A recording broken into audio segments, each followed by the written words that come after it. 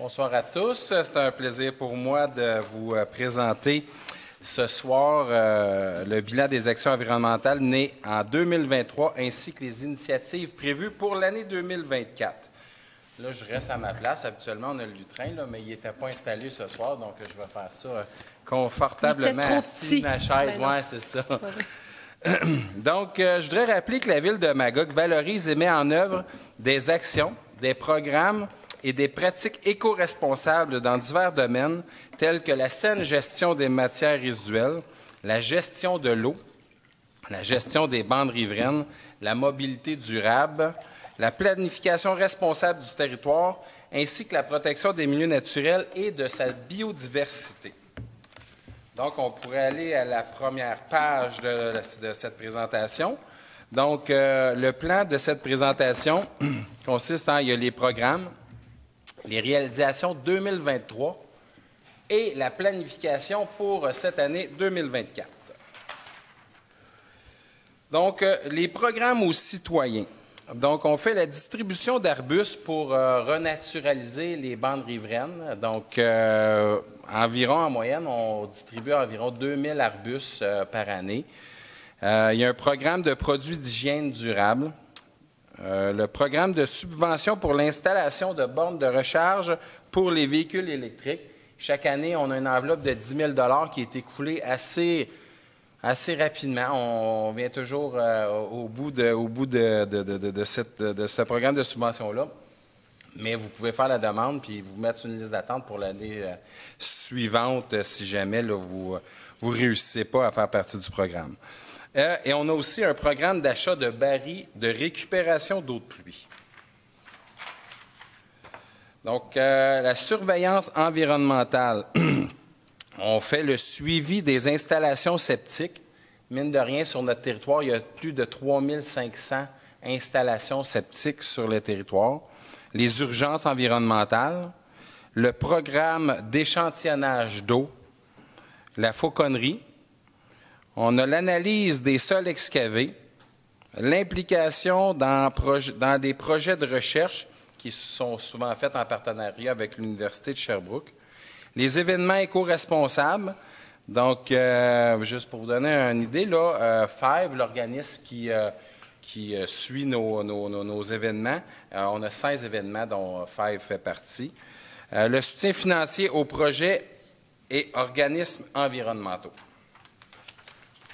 Les réalisations 2023, donc dans ces réalisations-là, on a la plantation et la renaturalisation.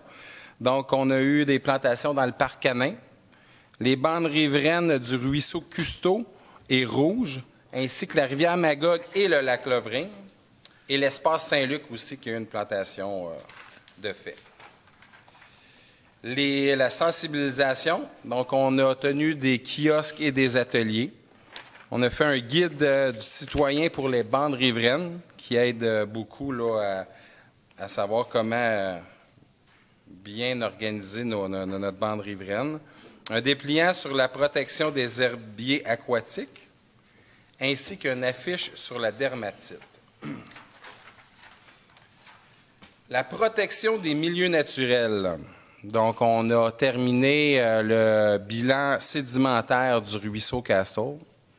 Il y a eu, bien sûr, je ne sais pas si vous vous rappelez, des inondations en 2023. Donc, on s'est occupé de ça.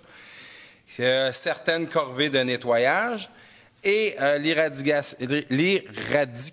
de la berce du Caucase. On a une grosse colonie qui est pratiquement toute enrayée, pratiquement. En tout cas, il y avait au-dessus de 200 plants dans cette colonie-là.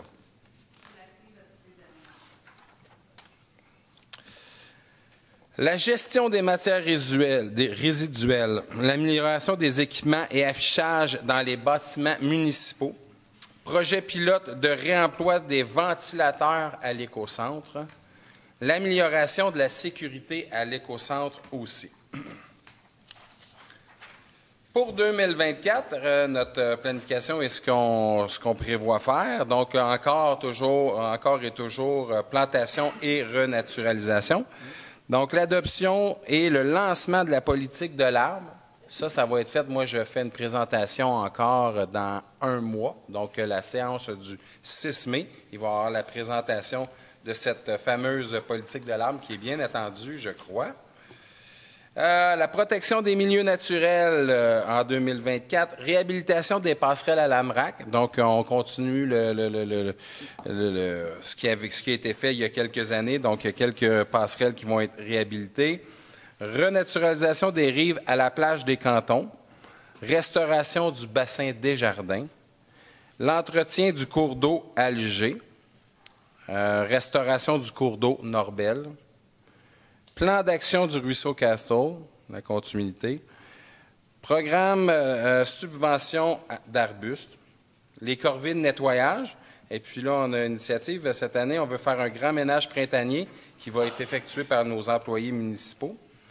Et la fameuse cheminée du Martinet-Ramoneur. On a un projet de développement et puis on s'est rendu compte d'une colonie de Martinet-Ramoneur. C'est un oiseau qui est protégé.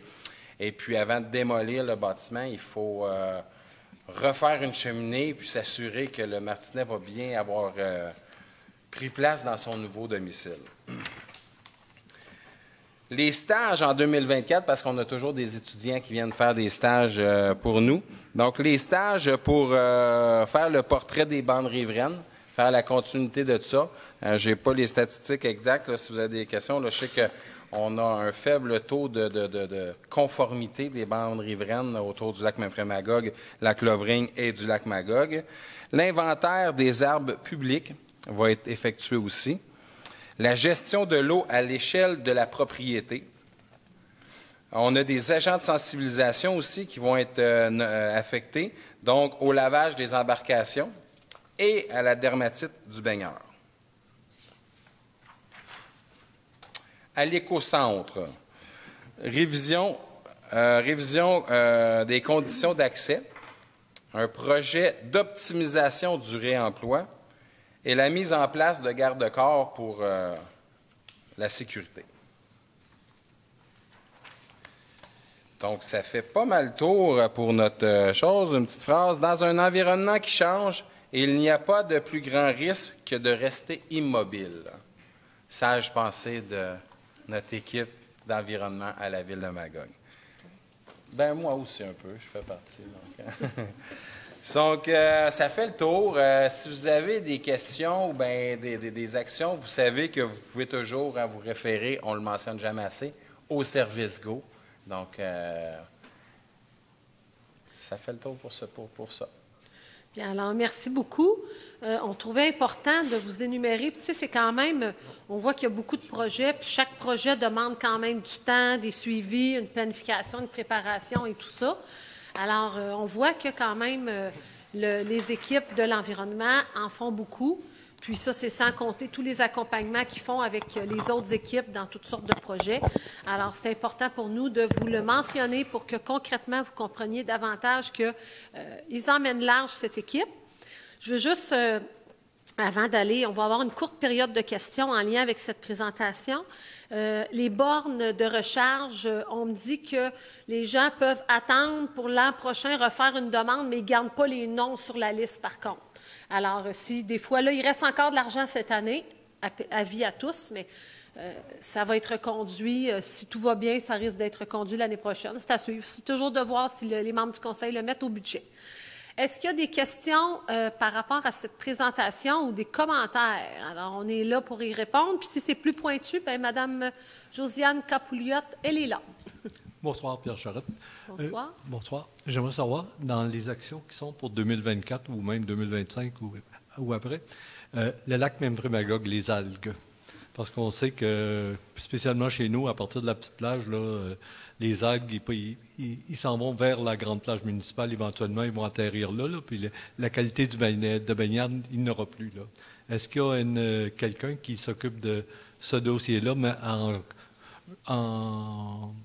conjointement avec le provincial, le fédéral, puis tous les beaux organismes qui sont mêlés au lac Memphremagog? Vous ne parlez pas des algues bleues, là, vous parlez plutôt exactement. Des algues bleues? Oui. OK, les algues bleues, ça, je vais vous laisser. Ça, c'est sûr, c'est dangereux. On est obligé de fermer les plages dans ce temps-là. Je vais vous laisser Ben, répondre. Peut-être pas des algues bleues, mais il y a des algues qui s'en viennent. Qui envahissent, là, qui les envahissent, espèces envahissantes. exactement. Là. Ça, Oui. c'est sûr que... À partir de la petite Je vais plage chez peut-être nous. c'est moins simple, les espèces exotiques envahissantes. Ça, une fois que c'est commencé, c'est difficile. Puis si on les arrache n'importe comment, ça fait en sorte que ça se multiplie davantage. Mais là, je vais y aller. Je vais vous laisser répondre. Non, mais pour répondre à la question, il y a différentes sortes d'algues, là, mais les cyanobactéries, on travaille toujours en collaboration avec les partenaires autour du lac, dont Memphrey Magog Conservation. En fait, c'est le phosphore qui amène les cyanobactéries, fait qu'on travaille entre autres sur les installations septiques. On les suit de près. Maintenant, on a un programme de 35 ans et plus, donc chaque fosse de 35 ans et plus doivent nous prouver, les propriétaires, là, doivent nous prouver si la fosse est encore, si les installations sont encore effectives ou pas. Fait que c'est quand même ambitieux de la Ville d'y aller de cette façon-là. Fait que on va vraiment par rapport aux installations septiques. Sinon, comme on se parlait avant la rencontre, là, tout ce qui est captage des sédiments, quand on parle de gestion de l'eau à l'échelle de la propriété, on sait que l'eau amène les sédiments, les polluants. Fait que c'est sûr que si on réussit à l'arrêter en amont, bien, ça protège la qualité de nos eaux. Ça, c'est pour les cyanobactéries. Pour les algues, là, vous êtes à la plage Soutière. Exactement ça. C'est ça. Ça, en ce moment-là, souvent, c'est votre association pourrait faire une demande auprès des ministères de la Faune et de l'Environnement pour faire du faucardage. S'il y a des risques pour la santé des baigneurs ou s'il y en a trop. Donc, c'est envahissant, mais ça s'en va vers la propriété, vers la plage des cantons, puis OK. La plage municipale, éventuellement, ça va atterrir vers là. Parce que souvent, ça commence, il faut analyser la situation avant d'aller chercher des permis ou des autorisations pour pouvoir intervenir dans le littoral. Il faut démontrer qu'il y a une problématique. Fait qu'à ce moment-là, pour le moment, nous, on ne le fait pas pour le lac, mais je sais qu'au niveau de la rivière Magog, il y a des analyses qui se font pour essayer de situer sont où les plantes aquatiques, puis est-ce qu'ils se multiplient dans le temps et tout ça. Fait que quand on est capable de le démontrer, là, après ça, on peut avoir des autorisations pour intervenir, mais des fois, le ministère de la Faune va considérer que c'est des habitats aussi, fait que c'est pas simple. Bon. Ouais. On va espérer que quelqu'un va faire quelque chose à un moment donné pour éviter que ça se propage vers la ville de Magog. Mais si vous voulez, comme association, vous pourriez faire une demande de soutien ou auprès là, de la politique de soutien. Des fois, s'il y a un objectif environnemental, la Ville pourrait analyser votre demande, mais il faut qu'il y ait une action qui vienne de votre association. Parfait. Ouais. Merci. Merci. Merci. Bonsoir. Bonsoir, Michel Raymond. Concernant les bornes de rechange, c'est quoi votre budget annuel pour ça? 10 000 Combien? 10 000 10 000. Vous en faites pas beaucoup à 10 000 C'est 250 la borne. C'est rendu 250. 250 maintenant. C'était 500 au début, mais Ouais. C'est quoi, c'est 250? 250, mais il y a quand même un 600 qui vient du gouvernement du Québec aussi. Ça donne un soutien, là, mais c'est ça. On a diminué, mais on a décidé de le laisser quand même. OK. Quand vous demandez un permis de construction, est-ce que la borne est obligatoire? La borne de rechange? Maintenant, il me semble, dans des multilogements. OK, c'est code du bâtiment. Ah, bon. Parce qu'il Donc- me semble avoir construit quelque chose récemment, là, c'est quasiment automatique là, dans un plan de vie qu'il y a pour une borne de rechange, l'électricien, il pose ça, c'est OK. dans toutes les nouvelles constructions. Là. Ouais. Bien, ce qu'on me dit, c'est que c'est selon le code du bâtiment. Alors, si c'est pas s'il y a d'autres éléments que je pourrais, qui pourraient compléter la réponse, je vous le ramènerai dans une autre séance, mais je pense que ça a bien du bon sens que ce soit le code du bâtiment. Là. C'est des gens Parce que, qui mettons, connaissent. si c'est obligatoire dans un permis de construction nouveau, bien, pourquoi vous donner 250 $ si c'est obligatoire, contrairement à d'autres qui n'ont vraiment besoin parce que des constructions qui datent de 10, 15 puis 20 ans?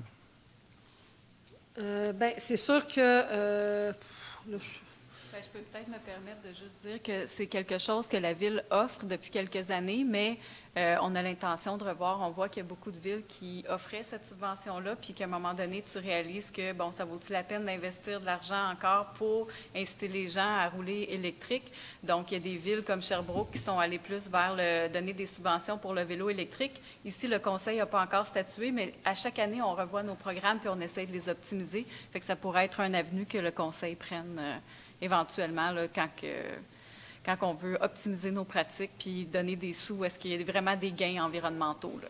Parce que moi, personnellement, je trouverais que ce serait mieux de donner ça à des constructions qui sont déjà faites, disons. Pas ces nouvelles constructions, parce que ça rentre dans le budget de construction, souvent, cette borne de recharge. Je comprends. OK. Bon, Je prends votre commentaire. OK. Je vais finir dans mes autres commentaires qui sont moins élogieux. Ah oui. OK. Protection des lieux naturels. Est-ce que vous avez oublié de rajouter les milieux humides? Ça fait partie, les milieux naturels, ça fait partie, les milieux humides et hydriques font partie des milieux naturels pour nous. Puis comment vous expliquez ça, que vous avez collecté à 2 endroits, vous avez laissé à 2 endroits remplir des zones humides, on parle du Canac, Oui, du mais c'est Chemin-Roi. sûr que ça... Vous allez dire, c'est le gouvernement qui a ramassé 600 000 en tout qui traîne dans le fond de la MRC. Mais ça, c'est sûr que, tu sais, on peut pas... Quand même, la Ville ne peut pas continuer à offrir des services, à se développer. On ne peut pas contrer tout ce qui est crise du logement, nouvelle habitation, sans qui puisse ne rien avoir qui soit détruit. Il y a quand même des niveaux aussi, des valeurs au niveau écologique. Puis c'est le ministère qui le gère. Alors, c'est toujours trouver une façon d'en préserver le plus possible. Mais est-ce que c'est possible qu'on arrive à tout conserver? C'est pas possible, là. Mais regardez, là, milieu humide. Peut-être, attendez, Mme Capouliot veut répondre. C'est ça, parce que vous amenez quand même des bons points, mais pour le moment, on est dans un régime transitoire. On attend le régime permanent du ministère de l'Environnement. Ça fait depuis 2017, en fait, qu'on est dans cette période-là où est-ce qu'on a un cadre, mais on ne sait pas encore qu'est-ce qui va être plus permanent. Fait que là, pour le moment, on n'a pas, comme ville, comme gouvernement de proximité, on ne peut pas dire non, on ne veut pas détruire un milieu humide, à moins de créer comme un moratoire sur l'ensemble des milieux humides, puis on n'est pas allé vers cette option-là. C'est le ministère qui va donner les permis sans avoir notre droit de regard pour le moment parce qu'on est dans une période transitoire. Par contre, cette année, le ministère de l'Environnement nous dit qu'ils vont adopter le régime permanent, puis ils vont inclure là-dedans le PRMHH, qui est le plan régional des milieux humides et hydriques, que la MRC, donc c'est un palier supérieur à nous, que nous, on va devoir intégrer dans notre réglementation. C'est juste que là, pour le moment, ce n'est pas encore intégré, puis on ne sait pas comment ça va être mis en œuvre, fait qu'on n'a pas beaucoup de choses à dire ou d'empêcher des projets. C'est vraiment le ministère qui donne on appelle ça des autorisations ministérielles pour la destruction, malheureusement. Parce que c'est quand même pas fini. Si on regarde ceux qui ont des milieux humides, ils ont juste à remplir ça, dire qu'il n'y a pas de sauterelles là-dedans, puis des petites couleuvres, là, puis ils vont débourser un peu d'argent au ministère. Oui, mais ça prend des études quand même faites par un biologiste, signées par un biologiste, puis c'est le ministère qui analyse les demandes pour le moment, mais ça prend quand même des études de caractérisation pour ça. Parce que l'argent qui était supposé donner, c'était pour rénover d'autres milieux humides. Puis si on regarde présentement dans la MRC, il y a à peu près 600 000 qui donnent là, aucun projet se fait. Bien, j'assistais, c'est drôle qu'on parle de ça, j'assistais à un webinaire aujourd'hui justement sur la restauration des milieux humides. Pourquoi il n'y en a pas beaucoup à ce jour? C'est qu'il n'y a pas encore d'outils pour nous aider à créer. Il y a beaucoup de... Tu sais, créer un milieu humide, les chances de succès sont très minimes. Donc, c'est pour ça que nous, on veut essayer de les protéger. D'ailleurs, on travaille sur une stratégie de conservation en parallèle. Mais pour créer des milieux humides, ça va nous prendre de l'accompagnement d'experts et de spécialistes parce que c'est tout nouveau, là. Moi, je ne pourrais pas dire, OK, demain matin, on va faire... Ça prend un contexte, ça prend des analyses, encore une fois. Fait que là, le ministère, aujourd'hui, nous annonçait vers où il s'en allait pour nous aider à pouvoir dépenser ces enveloppes-là. Parce qu'à Magog, on est quand même chanceux. Je pense bien qu'il ne sera jamais rempli, là, mais c'est notre marais qu'on a. Là, ouais. Bon, c'est vraiment extraordinaire d'avoir ça pratiquement au centre-ville. Puis c'est une ancienne dompe, là, si on peut dire. Oui, on travaille fort pour le protéger, ce milieu-là, d'ailleurs. Oui, fait que peut-être regarder pour l'argent qui traîne dans le coffre de la MRC pour réaménager. Il y a des secteurs, je veux dire qu'il y a des cannes de conserve qui sortent, puis il y a des pneus qui sortent avec le printemps. Bien, c'est dans notre... c'est ce qu'on vise, mais là, pour le moment, on n'était pas... On y va un pas à la fois. Oui. Je te pose dire qu'il n'y a pas juste les jonquilles qui sortent au printemps. Pour ça, on va terminer là-dessus. La rue, le chemin Alger, je ne sais pas trop, le ruisseau Alger, c'est où, ça? C'est pas en Algérie, ça? Non? C'est... Lac Lovering. Oui?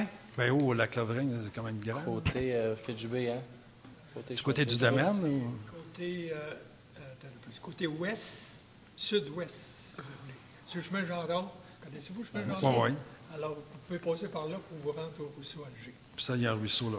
Ah oui, bon ruisseau, c'est un tributaire. Oui. Bon, OK, merci. Merci.